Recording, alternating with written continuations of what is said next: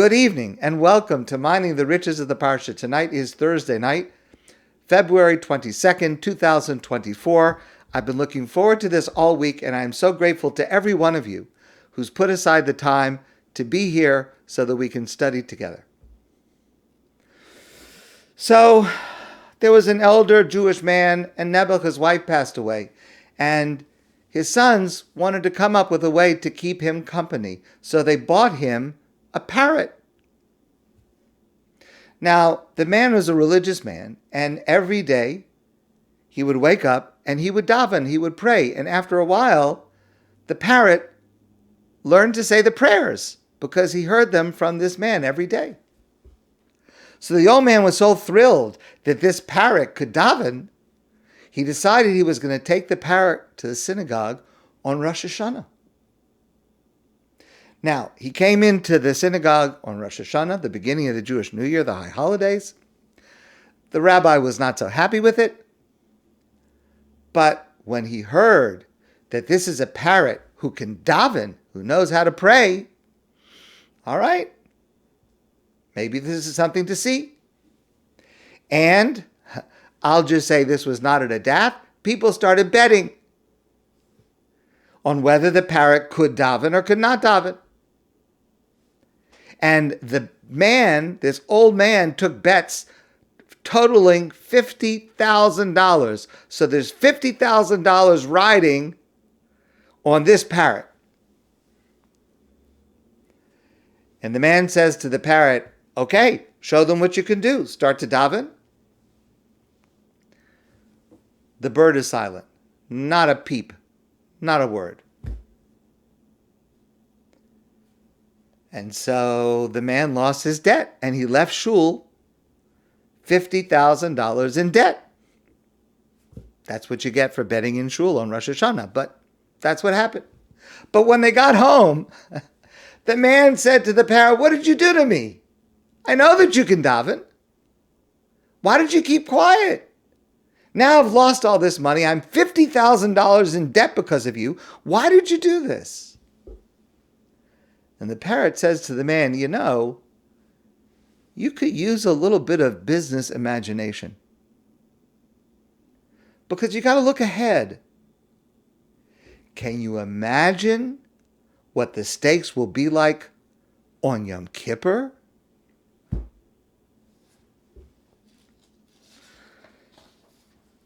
I heard that from Rabbi YY Jacobson.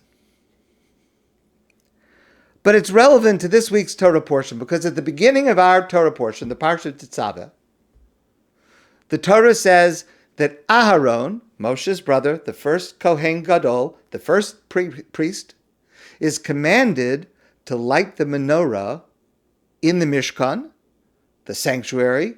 Later, the Kohen Gadol, the high priest, would light the menorah in the Beit HaMikdash, the Holy Temple in Jerusalem. And that happened every single day. Something very strange about this menorah, which is described in last week's Torah portion in great, great detail. Because in last week's Torah portion, the Torah says, Ve'asisa menoras zahav tahar, you should make a menorah of pure gold. Miksha teaseh hamnorah, the menorah should be created by the process of beating together the metal to make it into its shape. Te'aseh, it should be made. It's the passive form of the word, which is very strange. It doesn't say ta'aseh hamenorah, make the menorah, which is what we would expect to find, the active verb to make something, but rather it's the passive verb to have it made. Why does it use this specific form, te'aseh? So Rashi says, because it was te'aseh me'aleha. The menorah was made by itself. Moshe did not actually fashion the menorah. Levishaisa Moshe miskasheba. Because when God described to Moshe how to make the menorah, Moshe was confused. It's a complicated thing. And Moshe was not clear on how to make this menorah. So therefore, Amar HaKadosh Baruch Hu. So God said to him, I'll tell you what, you're not able to follow my instructions here. Here's what you do. Take a block of gold, pure gold, throw it into the fire, and it'll come out by itself, made into a menorah. God will create a miracle that you don't have to make it. It will be made for you. That's why the Torah says, Te'aseh. It was made for him. Okay. Moshe couldn't do it, so God did it for him. All right. The problem with that is that 8 psukim later, 8 verses later, the Torah says something else. The Torah says, Va'aseh b'tavnisam asher tamar bahar. God commands Moshe, make the menorah the way I showed you on the mountain, on Mount Sinai. I showed you how to make it. You, Moshe, make it. And there Rashi says something very different. Rashi says, Magid shenis kasha Moshe b'maaseh menorah. Moshe did not understand how to make the menorah. So, ad shehera lo HaKadosh Baruch Hu menorah shel eish. God showed Moshe a YouTube video of how to make the menorah. Not exactly. God showed Moshe an image of how it looked in fire in the sky, so that there was an image, like a model, that Moshe could follow. And that's why it says, Asher ata va'aseh b'tavnisam, make the menorah, God says to Moshe, according to the model that I am showing you, the image that I'm showing you. So now we have 2 verses contradicting each other. One says the menorah was made by itself. The other says the menorah was made by Moshe. And 2 passages in Rashi that contradict themselves. One said they both agree that Moshe had difficulty making the menorah. One says because of the difficulty, God showed Moshe an image so he could copy it. And the other says God simply did the manufacturing for Moshe. So which one was it? Sfas Emes, one of the great commentators to the Torah, one of the great Hasidic leaders and teachers, explains that both of these teachings are correct. Both words are correct. And here's what happened. Moshe couldn't figure out how to make the menorah. It was very complicated. So, the first thing that God did was, God says, here's what it looks like. And God put an image in fire in the sky. Here's a model, Moshe. Copy it from this model. That will help you. And Moshe tried. Moshe tried to make the menorah from the model of fire that God had created, but still he couldn't do it. He couldn't follow the model. He couldn't create it, even with the image in front of him. So finally God says, fine. Just take the gold, throw it into the fire, and it will come out as a menorah. And that's what happened. So both of them are true. Ta'aseh, va'aseh, he tried to make it, but finally it had to have been made by itself because he was unable to even after he tried. Okay, fine. So there's no contradiction, but it certainly begs the question. I mean, listen, God, come on. Just go to the bottom line. I mean, if you're going to have to make it yourself, just make it yourself. Why have Moshe go through the difficulty and the frustration to try to make something that he's not going to be able to do? You're setting Moshe up for failure. It's frustrating. If it's so difficult to make, God, and you're going to make it yourself, just make it yourself at the beginning. Why make Moshe go through all the difficulty? The Sfas Emes says that the answer to this question is a yesod. It is a fundamental truth. It's a fundamental truth about anything spiritual And more broadly, it's a fundamental truth about anything important in life. Let's start with spirituality. From time to time, every one of us asks the question, why does it have to be so hard? I mean, come on. Why does it take so much effort to decide to attend synagogue every day? Okay, it's a nice thing. It's a nice thing. If you don't come to shul every day, you should come every day. But it's so hard. Why does it have to be so hard? Why is it that I'm so tired and I have so many excuses why not to go? Why does it have to be so hard? I want to study Talmud. I want to study Talmud. All these people, all these Jews are talking about Talmud. I want to study Talmud. I open it up. It's so difficult. I can't understand it by myself. Why does it have to be so hard? I want to help somebody. I want to do a mitzvah. But then they complain. It's not good enough. It's not the way I need it. Why does it have to be so hard? Why do we have to have so many challenges in life? Why can't life just be easy? And we get frustrated. We get frustrated when we try to do something good and the effort involved seems overwhelming to us. And we think to ourselves, there's just no way I'm ever going to be able to accomplish this.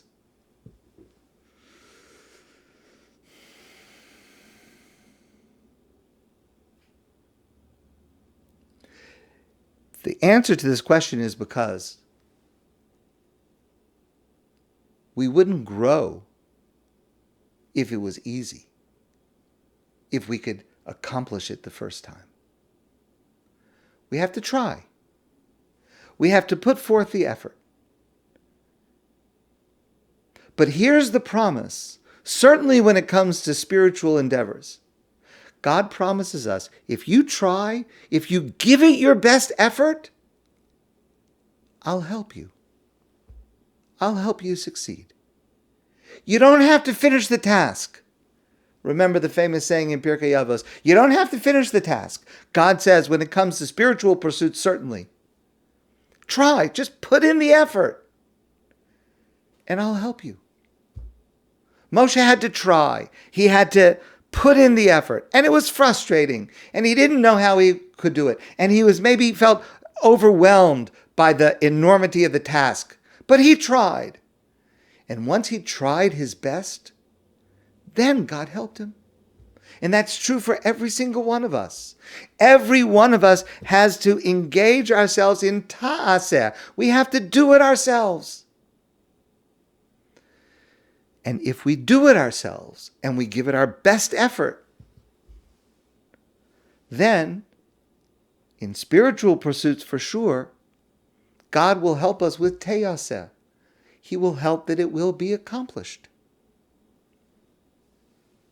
There's so many applications of this.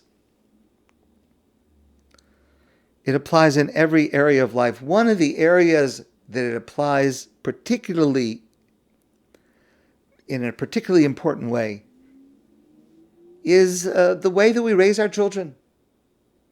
You know, it's so common today that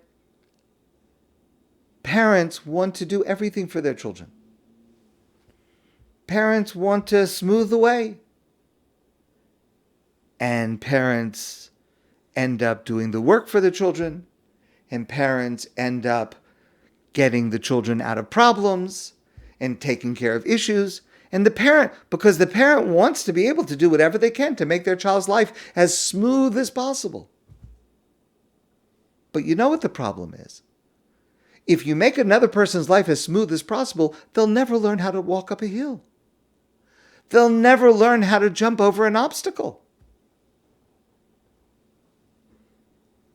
And the consequence of all this doing for our children, as well-meaning as it is our children grow up doing nothing for themselves.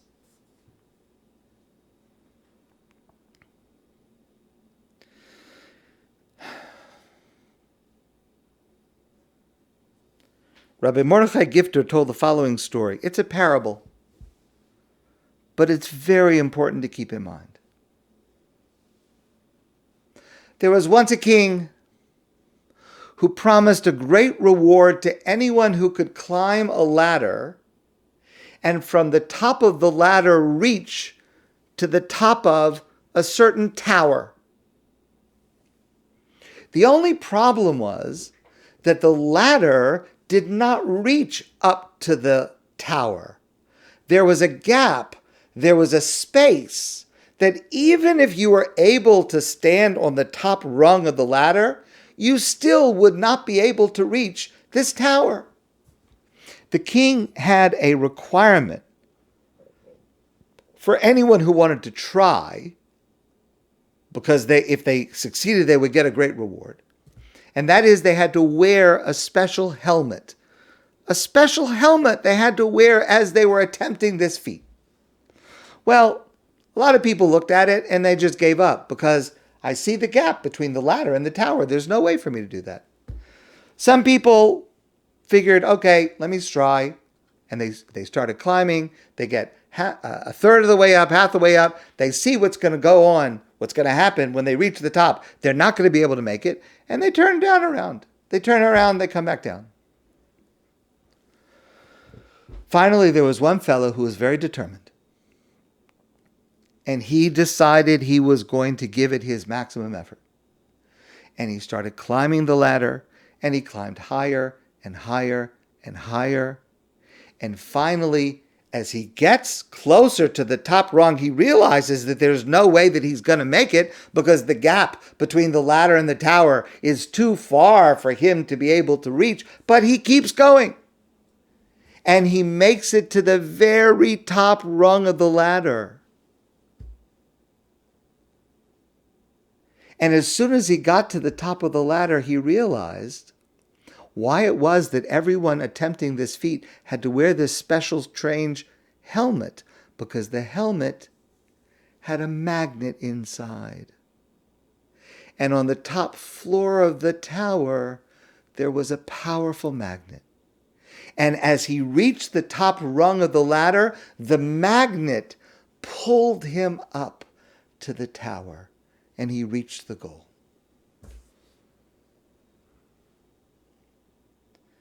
It could be about making the menorah.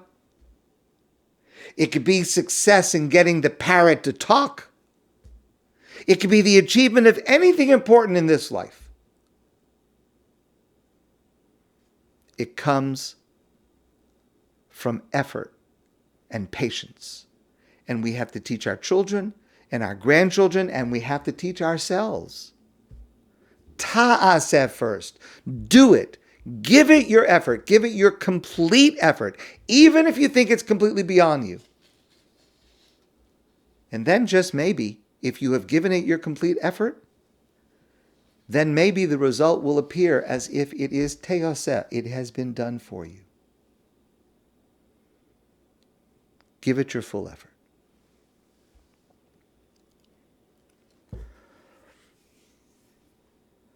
Rabbi Jonathan Sacks points out something really fascinating.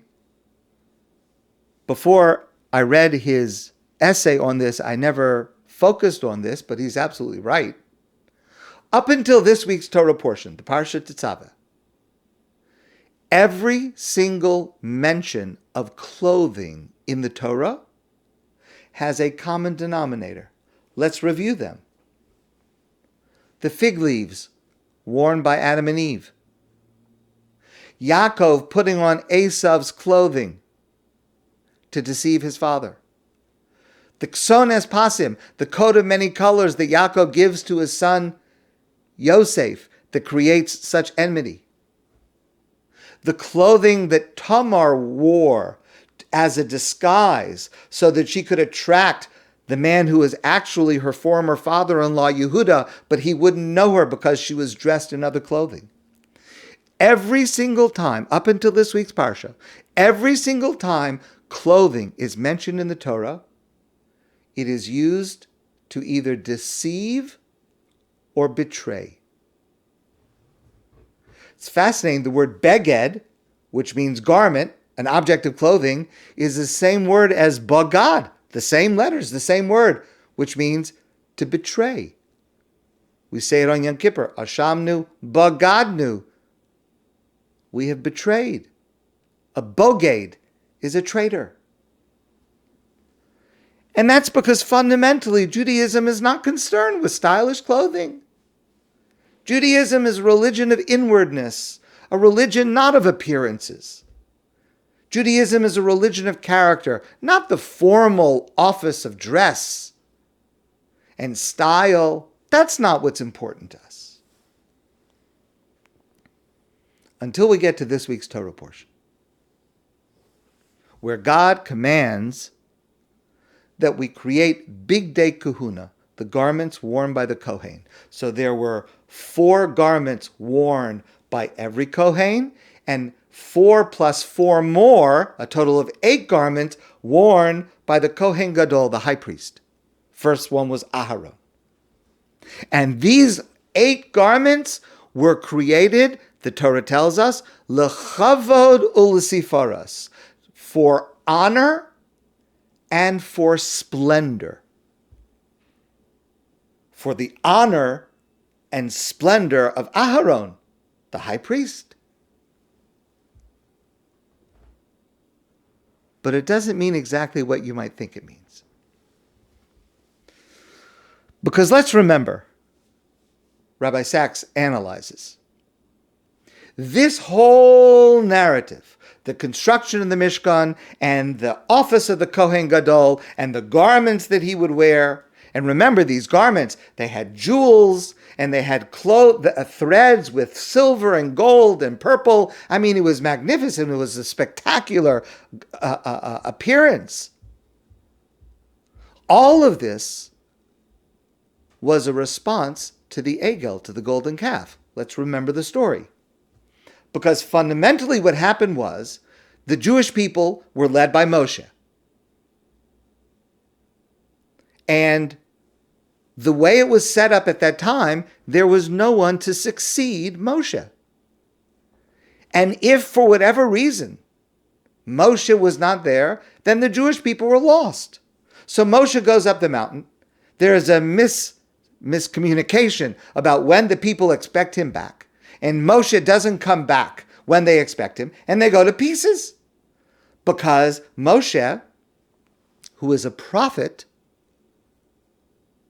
depends for his leadership on the charismatic personality of the prophet.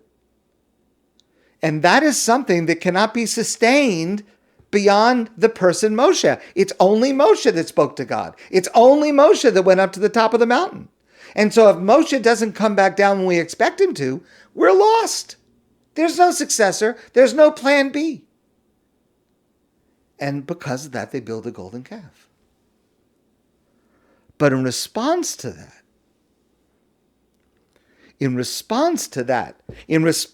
that vulnerability, that if your leader is only Moshe, then if Moshe is gone, his message falls apart. In response to that, we have a second institution of the Kohen Gadol, the high priest. And what the kahuna represents, what the establishment of the priesthood represents, is the stability of faith. The ability to sustain the experience of Sinai, to take that moment of revelation when the Jewish people stood and listened to God speak at Mount Sinai, and to be able to take that and contain it in a building where the revelation is ongoing every day. The Ohel Moed, the place of meeting. It's not a one-time event that happened at the top of Mount Sinai. It's something that is ongoing. The relationship is ongoing. And that doesn't happen through the personality or the institution or the leadership of Moshe. It happens through the personality, the institution, the leadership of Aharon, the leadership of the Kohanim. They represent the stability of this encounter between God and the Jewish people. And the bigdei kahuna, the garments that were worn by the high priest, indicate that the office is greater than the person. Because it's the person who's wearing these garments that's the Kohen Gadol. And if something happens to one Kohen Gadol, there'll be another Kohen Gadol with the same garments. Notice, of course, famously in this week's Torah portion, Moshe's name is absent. Because this Torah portion, the Parsha of Tetzaveh, is about a leadership that's not the kind of leadership that Moshe has to offer. That's dependent on Moshe. It's on the kind of leadership represented by the Kohen, by the priest, by the Kohen Gadol, where it doesn't matter who the person is. It matters who is wearing these garments. And the garments survive from one to another. What does it mean that the garments were made l'chavod u'lesif ares, for honor and for splendor? Listen please to the words of the Sipurno, the classic commentator to the Torah, l'chavod hakel yisbarach. These garments are to show honor to God. Biyosem bigdei kodesh la'avodaso. They demonstrate that the person who is wearing these garments, whoever it may be, is engaged in the highest service to God.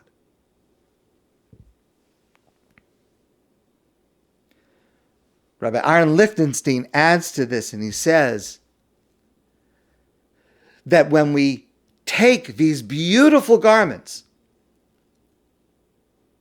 they're meant to express praise and thanks to God. When we approach God to give praise to Him, we should do so in the most dignified manner possible. Bigdei Kahuna, the garments of the Kohen, as splendorous as they are, give honor to the job that we are doing in the service of God while we are wearing them. That's when clothing makes a statement. Not to honor the person, but to honor the office, to honor the role, the job that is being done in service to God. What we have to be careful about, the message for us and the clothing that we wear, is expressed by an English writer who once commented, "Clothes turn us into humans, but we must take care that they do not turn us into wardrobes." It's what we do in our clothes. And when our clothes mirror the importance of our actions, that's when clothing becomes important. But one thing to add to this is that physical beauty and splendor is also context sensitive. It depends on the nature of what it is that we are doing when we are wearing these garments. Rabbi Yosef Soloveitchik, the Rav, was once asked the following question. An Israeli soldier who was working on repairing a tank, and his uniform was covered in grime and oil. But the time for prayer came. It was time to daven mincha. Was it necessary for him to change clothes to clothing that was clean? Because ordinarily, when we pray, we should be wearing garments of honor appropriate to entering the presence of God when we pray. But this soldier, working on a tank, covered in oil and grime, asked the question, do I have to change my clothes before I daven? And the Rav said, why does this soldier need to change? This soldier is also wearing the holy garments of the Kohen Gadol, the high priest. In our day, especially today, it seems clear to me that the IDF uniform, even, and I would say especially when it is soiled through use, is lechavod u'lesif aras. It is an honor and a splendor to the work being done. by our brave young men and women who are protecting the Jewish people and the state of Israel. There is no more beautiful or splendorous garment than that soiled uniform.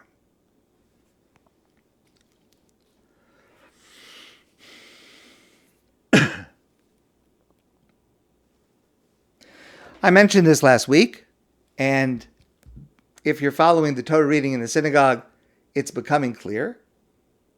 More space is devoted to describing the Mishkan, the sanctuary that traveled with the Jewish people through the desert.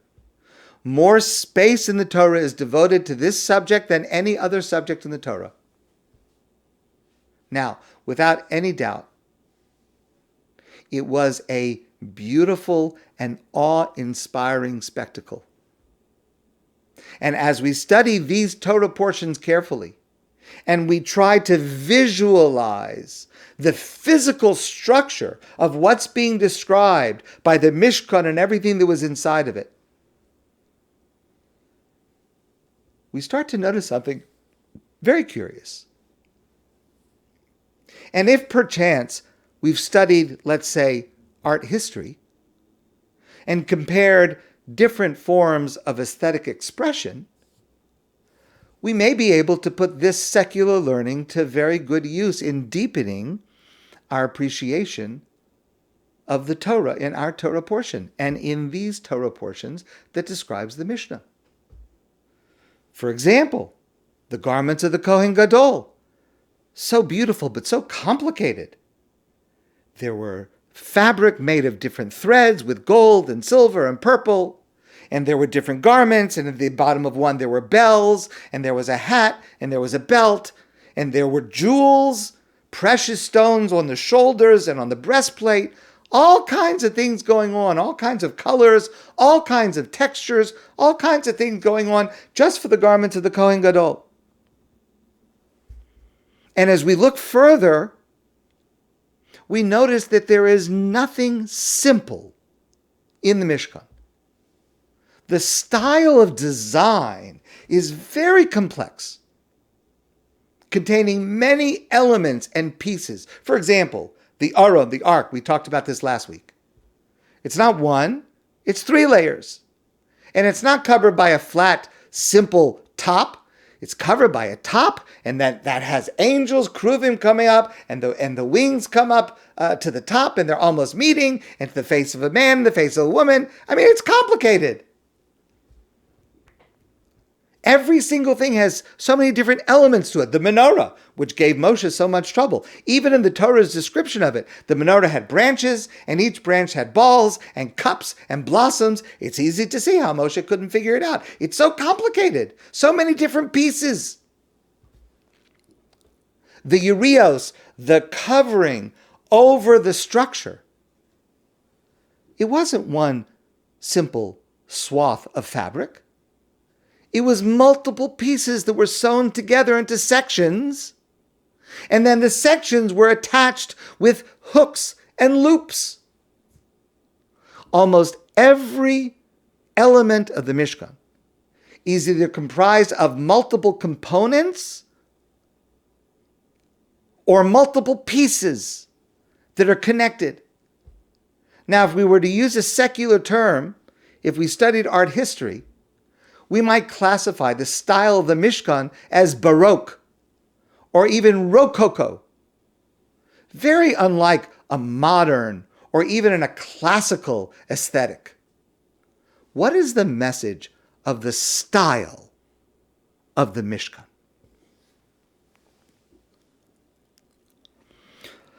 So allow me to tell you a story. It's a personal story. It's a little sad. It's something that continues to have a significant impact on my life. Many years ago, it's now many, many years ago, I attended college at a well-known university. At the time that I attended, there was only a small Jewish presence on campus. Well, the times certainly changed, because by a few years after I had left, it became a place that attracted many, many religious Jewish men and women. And Jewish life at my alma mater flourished and still flourishes to this day.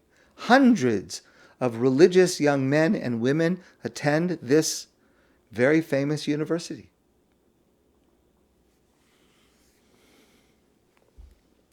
I have a lot of nostalgia for my college days. What I learned there, the people I met there, the experiences I had there, they're still a big part of my life so many years later. And I enjoy from time to time going back to visit. My children don't grasp why I want to do that. But a number of years ago, and this is already 30 years ago, I went back to visit by myself for a specific reason. Because at that time, we were living in New Haven, Connecticut. I was the Orthodox rabbi. I was the rabbi of a synagogue called Young Israel of New Haven. And as part of my responsibility, part of my job, I was the Orthodox rabbi at Yale University. And I helped to run a program that was for Yale students on campus.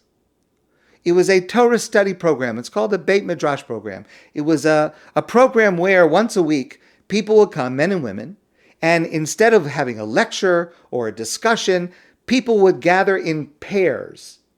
And there'd be a certain topic, and they would study together in pairs, each one helping the other to understand, sharpening their insights. And I would rove around answering questions and guiding things, but it's a very intellectually rich and enjoyable and intensive learning experience. Okay, now, I didn't come up with this idea on my own. I actually heard about this being done at my alma mater. And so I decided one day I would go visit and see what the program was like there, to see if it was similar to what we were doing. Maybe I could learn something. Maybe they're doing it in a certain way that I could learn something. Maybe I could even share something that I'm doing with them. And in general, by the way, that's a really important idea. Don't always do your own thing in a vacuum. If someone else is doing something similar to what you're doing, go check it out. You may learn something. You may learn that someone else is doing it better than you, and you could be able to incorporate it. Okay. So I did that. And I spent the day there, and I did get a number of ideas, and the trip was very worthwhile. I was at my old campus for about 4 hours. I davened mincha, the afternoon service, with their minyan. They had a minyan for mincha, afternoon service. I learned in their Beit Midrash, their study hall, as they had people learning in pairs. I was learning by myself. I davened Mariv. I had dinner with them. I davened Mariv, the evening service. And then after I'd been there for about 4 years, 4 hours or so, I went home. During that entire period of time, no one spoke to me. Now, that's not exactly accurate. Of the hundreds of people who were there, I saw 3 people that I knew, and they approached me, and we had very warm conversations. And also, I approached 2 students to ask a question about where something was or how to do something, and they responded very nicely and politely.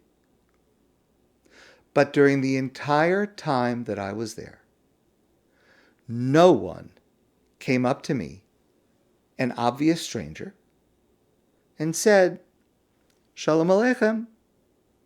Welcome to our campus. What's your name? What brings you to our home?" Actually, only one other person approached me. I was sitting at a table. I was learning Gemara. I had a volume of the Talmud open. I was studying. And a young woman approached me and she said, would you please move to another table because we have a group who's coming and they want to sit together at this table.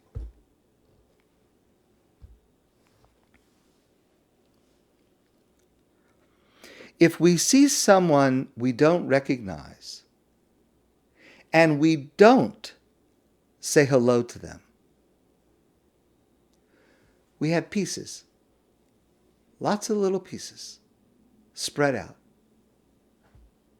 It reminds me, God forbid, of the pieces of an airplane after a crash. You know, they're all spread out in a hangar in an attempt to reconstruct what had been broken. But that's the scene of destruction.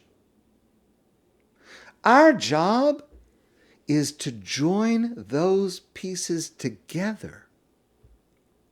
And that's the message of the style of the Mishkan. It's a metaphor for Am Yisrael, the Jewish people. And the meaning, the lesson is that each of us can be different. Each of us can be distinct. We each have a different appearance, a different skill, a different purpose. But we have to be connected to be an Am, a people. To be a structure with strength and sanctity. And the style of the Mishkan teaches us that every single piece is needed.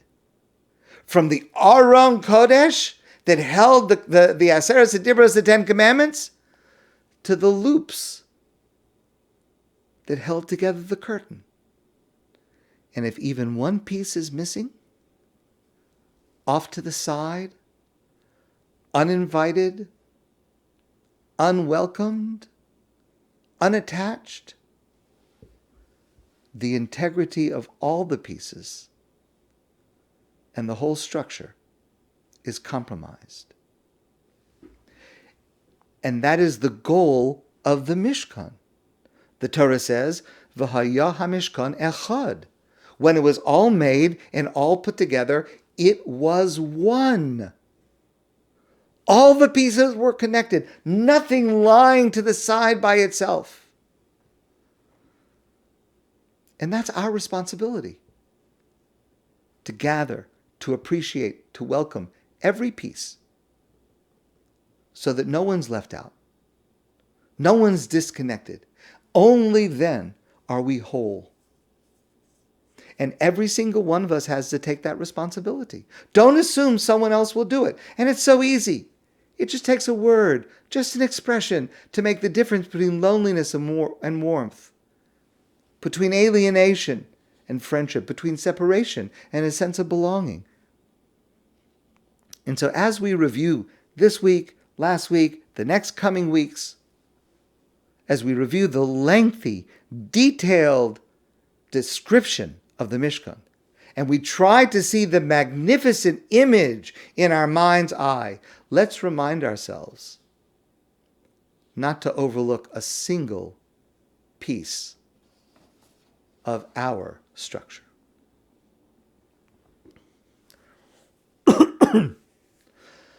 I want to share with you one last piece tonight. So, I'm interested to know, you can tell me later, if you have ever made falafel from scratch. I love falafel. I had never made it myself. Until a few years ago, we ran a program here at ADATH for teens, and the program was about Israel, and I decided I was going to teach them how to make falafel from scratch. No mix, no falafel store. We would do it together, make it from scratch, and then we would eat it together, and we would talk about Israel. It would be a great event. I had never made falafel before, but how hard could it be? Every corner in Israel, somebody's making falafel. It couldn't be so difficult. So I gathered a few ingredients, a few recipes. I bought the ingredients and I practiced at home before the event was going to take place. So first I made the hummus. I made the tahina, I made the salad, no problem. And I have to say, it was delicious. It was really delicious. I'm very proud of my hummus, my tahina. It was very delicious. And then I started the falafel balls. And I couldn't do it. I tried it this way. I tried that recipe. I tried this suggestion. And every time I kept doing it, the falafel balls fell apart in the oil as I was cooking them. And I was getting frantic. And I'm not proud to admit this. I will even get in trouble for repeating this story. My kitchen was a disaster. Every pot, every utensil was dirty, covering every surface. Flour, oil. It was terrible. But I couldn't give up because the event was the next night. So I kept trying different ideas and nothing helped. And I went to sleep that night, and by then it was not night, it was early morning. Defeated. Plus, I knew that I was going to be in big trouble when my wife woke up and saw the disaster of our kitchen. But the next day, I learned the secret. And just in time for the event, I figured out how to do it. And the falafel was spectacular. Now, it's been, I don't know, maybe 15 years. I have not made falafel since because I love my wife and I value my marriage more than falafel, and it's either or, not both. But the experience taught me two very, very important lessons. The first is I have to always clean the kitchen after I cook, otherwise I'm in big trouble. But it taught me another lesson. And I'll come back to this lesson in a moment. But let's move now to Yazdegerd II, who was the ruler of Persia in the middle of the 5th century of the Common Era, 1600 years ago. So this Yazdegerd II persecuted the Jews in Bavel, Babylonia, among other minorities. And he did terrible things to them. But there was almost a genius to the way that he persecuted them. For example, he is the one who would not allow the words Shema Yisrael to be recited publicly. It's brilliant. I mean, in an evil way, it's brilliant. If you could separate the Jewish people from Shema Yisrael, from belief in one God, if you could prevent the Jewish people from expressing our most profound belief in one God, eventually, God forbid, you could separate the Jewish people from Judaism, and we would just assimilate like everybody else, which will and lose our identity, which was his goal. Now, to enforce this, he posted guards in every synagogue to make sure. I made it his job to know when the Shema is normally said in the morning service. And the guards were there to make sure that the congregation did not say Shema Yisrael, Hashem Elokeinu, Hashem Echad.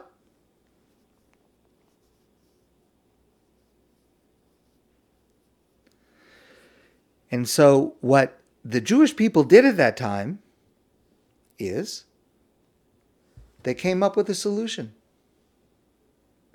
On Shabbos morning, near the end of the davening, it's almost time for Kiddush. The guards have finished their shift and they leave because they're almost ready. They're going to go and eat in the Kiddush. What do we have to watch anymore? The guards would leave, and our rabbis instituted in the Kedusha for Musaf include the line, Shema Yisrael Hashem Elokeinu Hashem Echad. Did you ever wonder why it is in the Kedusha for Musaf, in the reader's repetition of the Musaf, which is at the end of the Shabbos morning service? In just a few minutes, we're going into the Kiddush. Why do we repeat the Shema, Shema Yisrael Hashem Elokeinu Hashem Echad? It's because of this guy, Yazdegerd II, and his decree, and our way of overcoming that was instituted to say the Shema at that point. We couldn't say the whole thing, and we couldn't say it at the regular place, but when the guards left at the very end, we said Shema Yisrael. Okay, well, all right. But the question is, that was 1,600 years ago. For the last 1,600 years, nobody has tried to prevent us from saying Shema Yisrael Hashem Elokeinu Hashem Echad. And you'll notice this Shabbos, if you go to shul, or last Shabbos, if you were in shul, we're still saying this line. In the reader's repetition of the Musaf, at the end of the Shabbos morning service, we include this line, Shema Yisrael Hashem Elokeinu Hashem Echad. Why are we still saying it 1,600 years later, if the reason for saying it has not been relevant for the last 1,600 years? The reason we continue to say this line, Shema Yisrael, even though for the last 1,600 years we have not been limited to say it publicly, is because it demonstrates the indomitable spirit of Jewish history. Faced with an impossible challenge, we cannot survive without affirming our faith in one God. With no evident solution, we found a solution. And we maintained our faith. Winston Churchill once said, in the bleakest days of his experience in the last century, never give up. Never, never give up. Never, never, never give up. And we, the Jewish people, have done that in the past, and we continue to do it today. The crucial lesson for Jewish history for us is as relevant to us today as it was 1,600 years ago, because there are challenges in every era. And we have persevered in preserving physical life and in preserving our spiritual lives, unlike any other people on earth. And so every Shabbos in shul, we remind ourselves to be inspired by our own history, to never give up. My falafel story is trivial. But when you apply that to the basis of our belief in God, when we say this line of the Shema near the end of the Shabbos morning davening in the Kedusha of Musaf, we should recall when it was instituted and why. And we should be aware of our history. And we should be inspired by our strength and our heritage, which Judaism has given us. Let me just add, the secret to falafel is you cannot use canned or cooked chickpeas. You have to use only dried chickpeas that are soaked overnight. If they're either canned or cooked, it will not work. That's the secret. But of course, this strength, we're seeing this today in Israel, among soldiers, among civilians, across the land of Israel. I mentioned earlier this week several inspiring examples of this, and I want to share with you now, just very briefly, 3 more short, brief examples of the indomitable spirit of the Jewish people and the understanding that we have of our history and what we've been through, and that we can overcome any challenge if we never, ever, ever give up. I heard about this from a woman named Sharon Negri. She is the mother of Neria Negri Nebuch, who fell in battle on October 7th. And she discusses what has become in Israel a rather popular pastime. She writes, several days ago, I attended a mosaic workshop. In order to create a mosaic, it's first necessary to shatter whole tiles into pieces with a hammer. I came to the workshop in a highly emotional state. She's dealing with the death of her son. And I released all my pain in breaking the tiles. And then, while shattering the tiles and afterwards in gluing the pieces together, I felt how deeply significant and healing it was to have found a workshop like this following the loss of my beloved son Neria. Because my reality was shattered. And I am now gathering up the pieces. But I'm not just gathering them up. I am making a new creation out of them. I really and truly believe that this is what is demanded from me. It is a divine demand to take my broken heart, my broken reality, and create life. A new and different life, but life nonetheless. She says, now, if they would show you a woman breaking tiles with a hammer and tell you that she's creating something, you would think that that's strange, because she's destroying, not creating. But if we only look at the destroying, we only see destruction. I truly believe that this is what all of us are going through together at this time. The shattering has been so great that we might think that everything has been destroyed. But we must create something new with God's help out of the broken pieces. Our story will continue. Let me tell you about Manya Treese. She wrote an article that appeared in Times of Israel.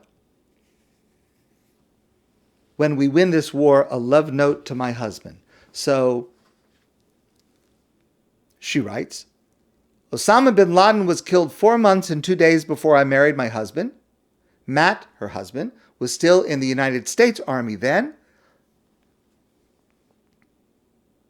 Only a year had passed since Matt had served as an infantry soldier in the mountains of Afghanistan, just across from the Pakistani border, which was where bin Laden was killed. Matt's experiences in combat changed him, mainly for the better, but they also changed him in ways that someone who has never had that experience could never fully understand. Matt may be quiet, but his principles are loud. In early May of 2011, when bin Laden was killed, Matt said nothing. At one point, I saw he had commented on a Facebook post of a close family friend. Her post expressed jubilation over the news, and Matt commented, a rarity for him, that he refused to celebrate bin Laden's death. I asked him, his wife writes, why he wrote that. And he said, I will never celebrate anyone's death. That's the difference between me and Osama bin Laden. She writes, I am not entirely the same person I was before October 7th. But Matt is the same. Evil is real to him. Violence is real to him. Duty is real to him. Matt knows a lot about the weapons of modern war. He has held many of those weapons, and they were at one time his friends. She writes, this war will end, and we will win it. I asked Matt if this time he will allow himself to celebrate the moment when Yahya Sinwar, The sadistic mastermind behind the October 7th massacre leaves existence. And Matt said, no, I will never celebrate death. She writes, this is what makes Matt a Jew. This is what makes Matt a victor.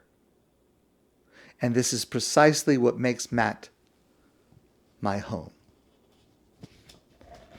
When this war ends, you will find Matt and me and our children living our lives. It may not look very different, but it will be our victory lap. We will know that we have done. We will know that we have won. I've quoted to you before the incredible writing of Yoni Heilman, who is a soldier serving in Gaza, who writes Diary of an IDF Soldier. And he recalls that a group of soldiers was sitting around, and someone turned to the commander and said to the commander, "What's the hardest part of your job?" And the commander didn't even have to take time to think. "It's when I'm asked permission to fire." We will win. And we will never give up our humanity in the process. My friends, I wish you a beautiful evening and a lovely Shabbos. And I look forward to seeing you soon in person.